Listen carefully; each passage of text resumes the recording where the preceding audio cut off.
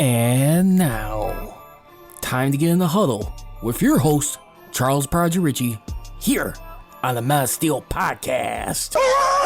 Hey, you blink, I'll cut your eyelids off. Don't you blink. I got you. Let's go. You get where you feel like you can rush the quarterback. You understand? Yeah. Rush the quarterback. Bangs in for the touchdown, and there's the coup de grace. Do you have room in the trophy for another one there? You got 6 of them. Now you're the winningest franchise in NFL history. We'll make room.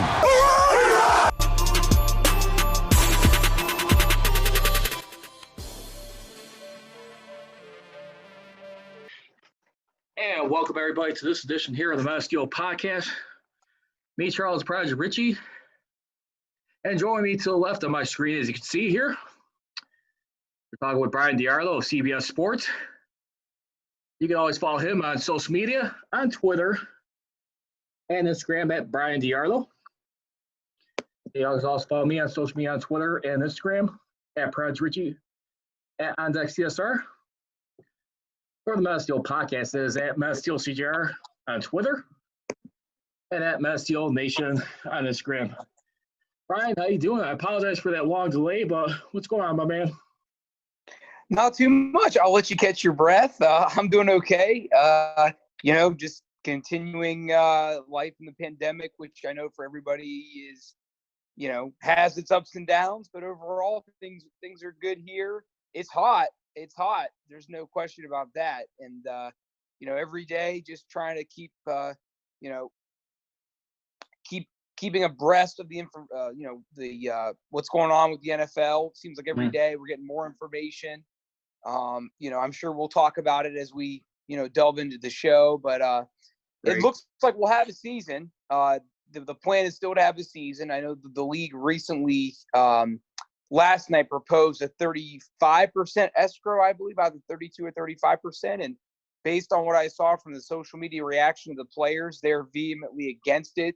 I think I saw today, I think the Ravens are only right now allowing 14,000 fans to attend games at this juncture. If there was going to be a game tomorrow, they'd be allowing, 14,000. So, things are good, Charles, and thanks for having me on the show. Very excited to talk football with you. Yeah, I will say, just to add to that a little bit more, I mean, the perception about this whole thing is like the players are looking at like they're taking a clear pay cut in their eyes of 35%. This was issued today. It was advised by the league, only because with the fear for right now for a couple of things, because like one of the biggest things, though, without fans, more than likely than not going to be in the stands this season. I mean, that's part of where they make their revenue at right there. And they're also looking at like a $30 million dip in revenue if that continues to project the way it is. If we go into a season with no fans, hardly have one there, and just revenue right there, because you're going to see it like probably affect a lot of people right there, including like a team like the Steelers, who tends to spend close to the cap limit right now, and as in this point. So real quickly, I mean, with that being said, with the Steelers, I mean, I know they got Kevin Colbert and Omar Khan again for this season, but how concerned are you from a scale of 1 to 10? Why Steeler Nation fans have hope? I mean, if this were to happen this season, they got like about 8 starters going into unrestricted free agency next year, 18 players total. What's your pulse right now in that team when you look at their situation? They're still relatively under the cap right now. I would give the Steelers, I would probably say if you're just looking at what the end-all goal is always, which is to win a Super Bowl, I would put the Steelers at a 6.5. I mean, that's what I would say. I think their roster, talent-wise, is better than at least half the league. They showed it last year, even without Ben. They managed to get to 500, and they were in the driver's seat in terms of getting into the playoffs until the wheels kind of came off at the end. So I think, but if you're looking at where the Ravens potentially could be and should be, you look at the Chiefs, who right now are the standard in the league. They're in the AFC. They're not in the Chiefs class right now, and they're not in the, I would still have to give the division right now to the Ravens if I had to. And I think the other thing that people need to also realize that the Browns should have been better last year. They weren't. They made a coaching change. I think they made some significant signings in the offseason, so they're going to be better. Cincinnati's going to be a lot better than they were last year.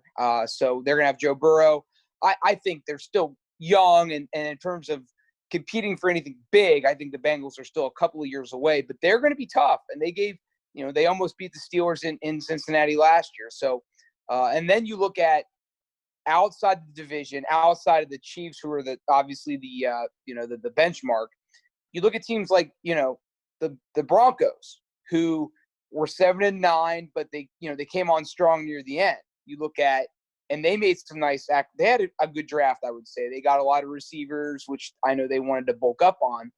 Then you look at the Raiders, who started 6-4, then like the Steelers started to trail off. They should also be tough again this year. So, and then the Jets had a good draft, and they were 7-9, and they came on strong at the end of last year. So that's why I didn't give the Steelers a higher mark, because I think they're in position to, like if you had to twist my arm right now and say, will the Steelers make the playoffs or should they make the playoffs? My answer would be yes. They went 8-8 last year without Ben Roethlisberger. But because of the other competition in the AFC, both in the division, which is going to get tougher, and outside of the division, and the fact that the world champions are in your conference and the best player in the league is in your conference in Mahomes, that's why I give them a 6.5. Because I just don't. They should not be considered a Super Bowl frontrunner right now. I would definitely consider them a playoff favorite, a playoff contender. But anything beyond that, I don't foresee. Now, I think salary cap wise, I think they're pretty much locked up. I mean, they could. I thought they should have been more active trying to get Melvin Gordon. I like Todd Gurley, but I think his health issues are too much of a concern. I mean, Denver really made a steal going out and getting Gordon. I thought the Steelers should have went out and tried to get him. I mean, McFarland, that's asking a lot for a rookie to do a lot his rookie season, especially during the pandemic. And, I thought that the Steelers last year should have hit home to them what missing how much they missed Le'Veon Bell. And I thought personally they should have went out and tried to get Melvin Gordon, especially when you look at how much, a bargain he was for Denver. So, but those are my thoughts. Overall, I think Steelers fans should be optimistic. Unfortunately, I think 3 years ago, if you would have asked me the same question, I would have said 9.5 because I think they were that good. The next year I would have given them maybe an 8.5 or a 9. Last year I would have given them a 7, 7.5. So we're trending downward, but I still think they're definitely a playoff contender.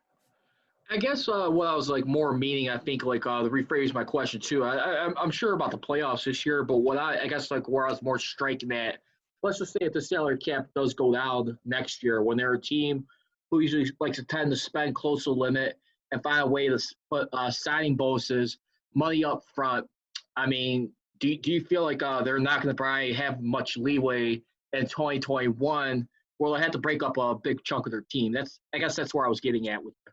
Good. No, that's good. I mean, TJ Watt still is going to, at this point, going to go into this season under his rookie contract, which for me is ludicrous because, I don't know how he's not getting an extension. I mean, he's been an all-pro. Well, he's a Pro Bowler 2 years ago. He was an all-pro last year. He was a very effective player as a rookie. You don't have to pay Juju. You don't have to pay Connor. So, they chose to use, I think, a lot of that money on tagging Bud Dupree. That's where I think, I don't know. I mean, in my opinion, they needed to find a way to lock up Watt, but I think they'll figure out something before the year starts. It may be similar to what they do with the Antonio Brown. If you remember, we're going to go back 5 years before I think it was a week or two into the 15 season. They had Heath Miller and Sean Swisham trim their salaries to give Antonio a little bit of a pay bump, a little bonus. And I think they did that even the next year before they could get him his long-term deal that he wanted. But, I think next year's priority is going to be, re-signing Watt. And I think, James Conner probably sees the writing on the wall because they're also most likely going to have to sign Juju. It just so happens that Conner, unless he has a fantastic season, and or he is willing to except more of an Austin Eckler type of contract where he signed for 24.5 with 15 up front. I think Connor's as good as gone unless he's willing to sign a pretty team-friendly deal or a one-year prove-it deal, or I could see them franchising him because, next year you're going to have Connor available, Juju. Right. You're going to have to pay Watt, and Bud Dupree's going to be a free agent again. I think it's a foregone conclusion they're going to lose Bud Dupree. I think he's gone. I think that – but it all depends. Dupree could have a monster season. Juju could kind of be – I would say right now, to twist my arm saying, I would say Watt for sure is going to get re-signed. If not this year, then next year. He'll probably get a pay bump this year if he doesn't get his extension. But he's just way too good to play out his rookie contract. He's way too good. So Watt will get his contract. I would say Juju would be second. I would say Connor would be third, honestly, because I don't know if they're going to be able – to me, Dupree next year will be this year's Hargrave. I just think Hargrave last year, you knew they weren't going to be able to keep him once he saw his market value. Right. And I think that once Dupree sees his market value, there's no way they're going to keep him. Again, unless, they're really willing to part with Connor. I think Connor is gone as well, just because I think that Benny Snell and McFarland are a really good combo. And to be quite honest, Connor's really good, but he hasn't been able to stay healthy, and that's been his issue. So, it'll be interesting though. And Juju will be interesting. The issue with how the pandemic hurts the Steelers a lot, in my opinion, is they drafted Chase Claypool so that he could play on the outside. You can put Juju back in the slot where he was much more productive when he had Antonio Brown on the outside. Juju's not a great outside receiver, which he showed last year. Now, he didn't have Ben, so you got to take that with a grain of salt. But, not having training camp, not having OTAs, they're going to have training camp, but they haven't had OTAs or mini camp or rookie mini camp. Chase Claypool's yet to catch a pass for Ben Roethlisberger. That's pretty alarming to me. Running backs, I'm not as worried about. That's more on feel. The offensive line, they'll figure out McFarland and vice versa pretty quickly, I would imagine. Running backs, the adaptation time isn't that bad. But Claypool not catching a pass from Ben at this point is alarming in my opinion. And I think that's going to stunt Juju's growth. But again, I think all those pieces, except for Watt, all those pieces are interchangeable. Losing Dupree would be unfortunate, but they'll find someone else. They drafted an outside linebacker this year. Losing Connor, he's a nice guy, a Pittsburgh product and everything, great story, but they should be able to make up for that loss. Even Juju Smith-Schuster, fan favorite, the guy, team loves him. They've got Deontay Johnson. They've got James Washington, who should have a big year. I think he'll have a big year because him and Ben were really starting to click at the end of the 18 season. So, but no, I don't think next year's at all going to be about getting free agents. It's going to be more about keeping what they have and trying to figure out who they're going to keep. So, in other words, let's just say it like this then. Would you still be inclined to say as long as, like, say if Kevin Colbert decides to, sign another one-year deal, he's going year with the organization, do you think as long as they got him and he still continues to provide that stability, there shouldn't be much, panic, right now, fear about how much he'll be losing? Because at the end of the day, I think him and Omar Khan, they'll find a way to figure things out, I guess is what I'm trying to say. Yeah, I think the Steelers overall do a very good job having a very balanced and talented depth chart. I think what alarms me is it seems like every year they have at least one area of need or one really loose position in terms of backups. And again, it's an inside linebacker. Last year or in 2017, it was inside linebacker. Ryan Shazier got hurt, and they need to get Sean Spence off the street. And then we saw what happened against Jacksonville in the playoff game. So, again, now it's inside linebacker. And maybe they have a lot of faith in Tuzar Skipper, and they've got a couple other guys that are young, Spaline, I think, that played with the Titans for a little bit. these are very untested guys, and who knows, maybe they are good. I mean, besides money, obviously the Steelers have reasons for why they didn't go out and get a better inside linebacker. I would have. There were some good inside linebackers out there. I think in general, the Steelers, again, they do a great job of having a good depth chart. I mean, and a lot of that is they draft well. So when you draft well and you keep your rookies year in, year out, you could have at least a fourth or a third year roster on rookie contracts, which is very appealing because now you're not paying a guys a ton of money. I think where they've made mistakes is it's like I said, I think, in my opinion, sometimes, like Mark Barron, for example, what was wrong with Mark Barron? Why didn't they keep him? I don't know the answer to that. I don't study inside linebackers thoroughly, but I thought Barron was fine last year. So I didn't really understand that. He was a cap casualty, but it seemed like now I think he's still available. So I don't know why you're not calling him. I don't get that. My biggest concern is Ben Roethlisberger's contract. He is among the top 3 highest paid quarterbacks in the league, I believe. It's an issue when your quarterback makes that much money. I mean, you look at Tom Brady, he's making $8.5 million less a season than Ben. I mean, now, you look at Drew Brees, he's making $8.5 million less than Ben. Phillip Rivers is making $8.5 million less than Ben. And I mean, Ben is taking the Steelers to the cleaners, and he's a really good player. He's a Hall of Famer. He's done a lot for the organization. He deserves to be paid among the highest paid in the league. But Ben is taking the Steelers to the cleaners. He's not giving them a hometown discount. And he's coming off a season where he was hurt the whole year. And when he was healthy, he didn't look very good. So I have a lot of concerns about the quarterback position. And if Ben struggles this year, then I would have, if I was a fan, I would take some exception to a guy that's not that good anymore making that much money. But, Ben has proven to be a really good player, so we'll have to see. But, I mean, Ben holds a lot of power in that organization. I mean, and I know that Antonio and Le'Veon said as much on their way out the door. I know Antonio, the way he's acted, a lot of people don't care to hear what he has to say, and I understand that. But a lot of the things that him and Bell said are true. I mean, Ben holds a lot of clout within that team. His contract shows it. If Ben made $8 million less, they probably could have worked out a deal maybe with Watt or with Tuitt or with not Tuitt, I'm sorry, Dupree or something. Or I don't know. It bothers me that Ben's making that much money coming off of a season like that, and they're not using that money on other positions. I just think sometimes what tends to happen in that way, I mean, if you want to call it the ego in that situation, that he still feels like he's still got gas left in the tank. He pays attention to the market. He has leverage.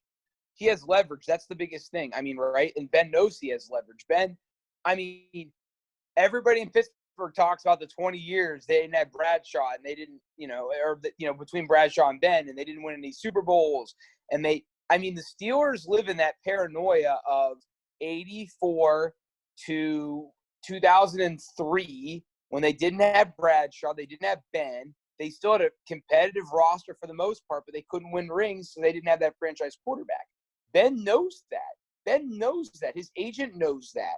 So they're going to pay Ben top dollar because he has all the leverage. If the Steelers came to him and said, hey, man, like, we can only pay you $30 million, like, we can't – I guess what bothers me is, and this is where I agree with Le'Veon, which is not – that would not make me a popular person in Pittsburgh.